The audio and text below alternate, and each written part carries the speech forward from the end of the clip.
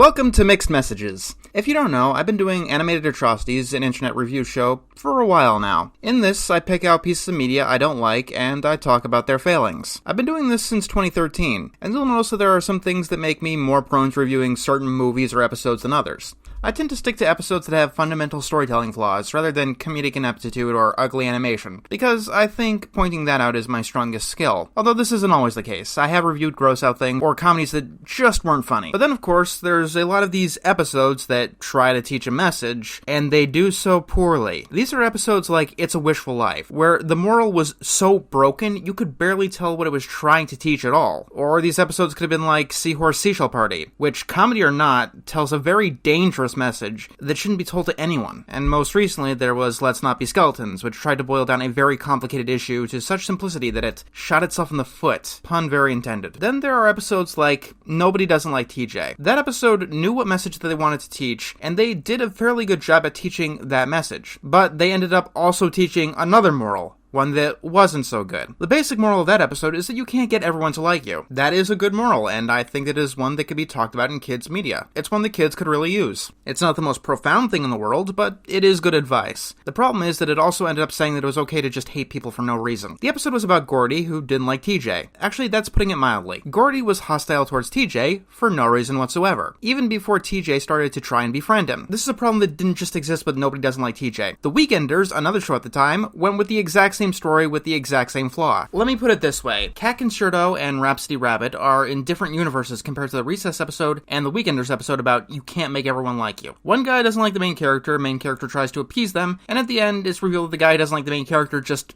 because. And in the end, we learn that making friends is a futile endeavor and you should never ever try to do it, because no matter how hard you try, there are going to be people who hate your guts for no damned reason. And trying to befriend them will make them hate you only worse. So never ever try to make friends. You're the person of lesser morals who has to learn this lesson. These are what we call unfortunate implications. They come up when a show or any piece of media tries to teach something, but they end up misunderstanding their own message, or they don't work their way through the kinks and accidentally teach something else. While these do happen in adult cartoons and shows that try to have some kind of message, you should have just left me alone. That's how I'm gonna end up anyway. It happens a lot more in kids' shows. This is because of how most writers tend to approach morals in kids' media, especially in cartoons. Most episodes about a specific moral are largely interchangeable, and almost all of them follow the exact same plot, completely without nuance either. Even worse, a great ton of them follow conventional wisdom. Sometimes morals are a little bit more situational than the writers thought. The Peppa Pig episode tried to teach kids that spiders are safe and not dangerous, and it was banned in Australia because spiders there are scary and dangerous, and they can kill a full-grown adult in 10 minutes. Episodes aimed at kids that try to teach a moral tend to assume that their moral is exactly equivalent in all situations. And sometimes these messages really do not age well. In the 70s and the 80s, and even in the 90s, there was a moral that was taught time and time again.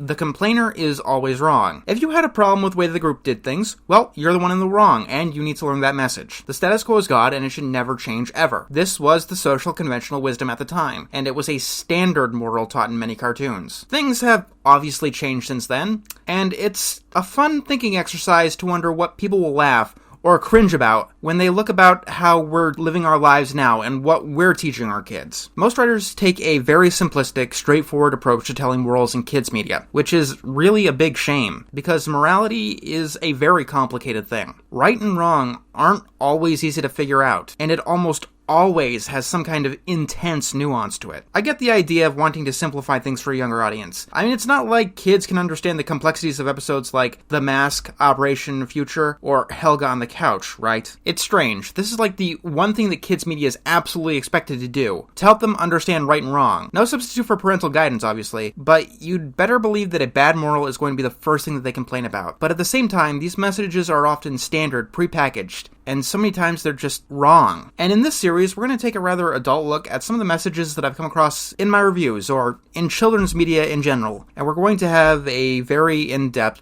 discussion about them. Today's lesson is on swearing. You know what? Fuck you.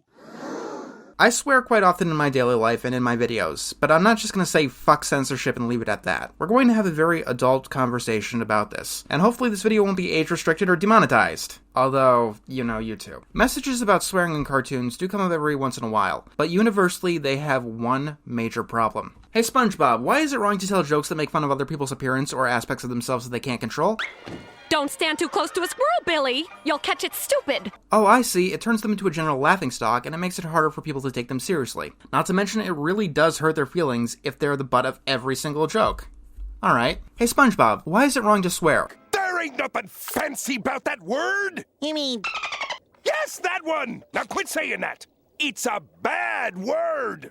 I see. Swearing is bad because swearing is bad. You get in trouble for it, but why though? I love Sailor Mouth. It's a rather funny episode, but it has the exact same problem with every single everything that tries to teach kids to not swear. This seems to be one moral where we never get the why. That's because don't swear tends to be a because I told you so moral. One of those morals where a piece of media just resorts to saying something is right or wrong without going into the nitty-gritty, which SpongeBob can and has done, if episodes like Squirrel Jokes or Ripped Pants are any indication. If you don't know, because I said so is how you don't parent. It'll work temporarily to be sure, but if the audience ever loses respect for you, that moral will go out the window. If you want to teach a moral, you probably want to teach it beyond just yourself. You want people to think what's wrong is wrong, even if they lose respect for you. This episode does try, it really does. People in the Krusty Krab are visibly disturbed and offended when SpongeBob and Patrick swear, but at the time this episode was written, some people would have that exact same reaction to seeing a gay couple kiss.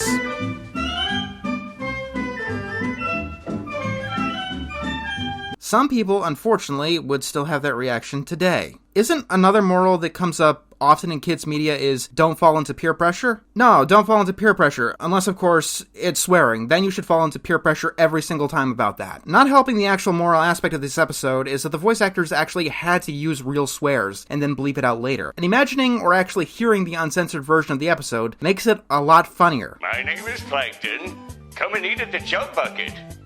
Every fucking day, you come down and we'll stuff your face full of shit. At the same time, the episode says that there's no use for words like that in polite society. However, the voice actors tried using pseudo-swears, but it didn't have the same punch, and it felt too awkward. No, they had to swear to make this episode in what I assume was polite society. The Arthur episode Bleeped is another episode that deals with swearing. To its credit, it actually gives an explanation as to why swearing is bad. I guess you could say they mean I want to hurt your feelings.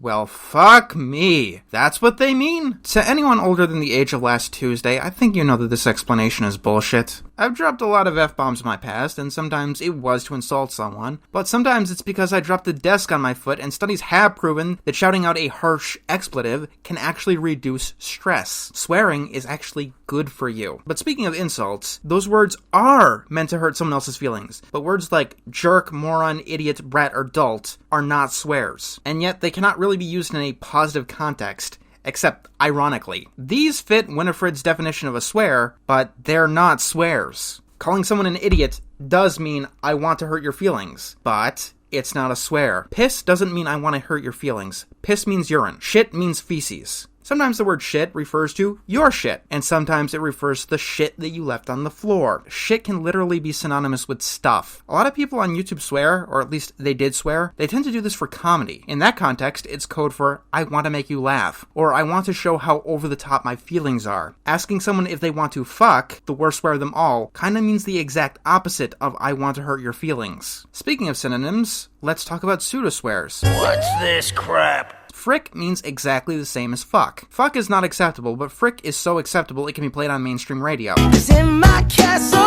I'm the frickin' man. The same goes with peeve and crud. If someone is peeved, they are pissed. Crud's literal definition is crap, which has the literal definition of shit. Saying I won't put up with your crud literally means the exact same thing as saying I won't put up with your shit. One is acceptable and one is not, completely arbitrarily. I know that it's arbitrary because crap was a swear word when I was a kid, and it was absolutely unacceptable. Now it is very much acceptable. You hear it frequently on cartoons like Regular Show. This gets even more ludicrous when it comes to the infamous bleep. Here is what's known as the bleep. Whenever you hear, it means there's something that you're not supposed to hear.